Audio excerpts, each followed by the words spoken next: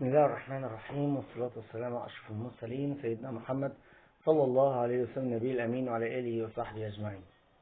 هنتكلم النهاردة على إيه العوامل اللي بيتوقف عليها حب الآباء للأبناء. طبعا الأب والأم بيحبوا كل عيالهم، دي حاجة معروفة، لكن هل قد بعض؟ لا، هتلاقي حد أقرب شوية. طب أقرب شوية دي تعتمد على ايه؟ تعتمد على حاجات كتير قوي. رقم واحد،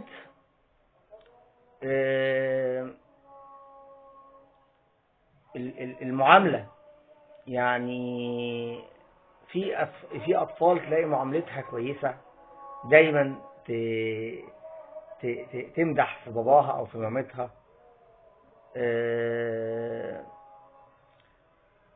تاني حاجة ترتيبه.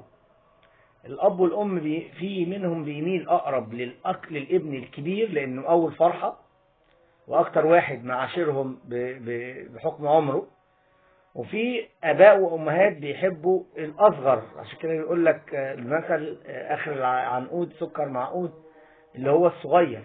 طب والصغير ليه؟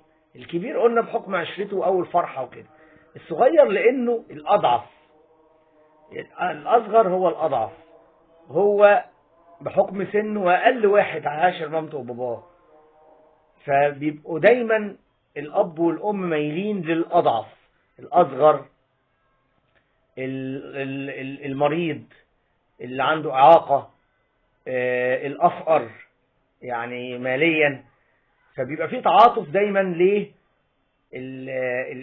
الابن الأضعف أيا كانت ظروفه، يعني أضعف من أنهي ناحية.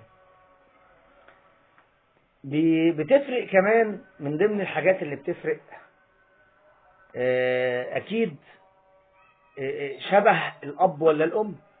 مش شبه شكلا، لا، موضوعا يعني طباعه. الطباع القريبة بتخلي الاهتمامات المشتركة أكبر، وبالتالي بيبقى أقرب. وبعدين اوعوا تفتكروا ان الأب والأم أغبياء، بيحسوا جدا باللي بيكلمهم وبيعاملهم من قلبه، واللي بيعاملهم من ورا قلبه. بتفرق جدا وبيحسوها جدا. والأب والأم كلهم يعني مجبورين على حب أولادهم، ولذلك ما ينفعش تاخد رأي أو تتحكم أب أو أم على عياله.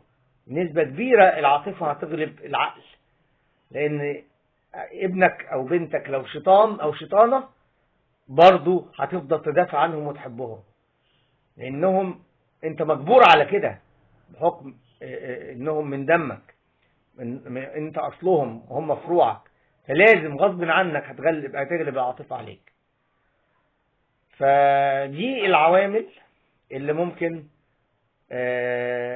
تحبب أو العوامل اللي بتتأثر على حب الآباء للأبناء. أتمنى من الله جميع صحة جيدة، والسلام عليكم ورحمة الله وبركاته.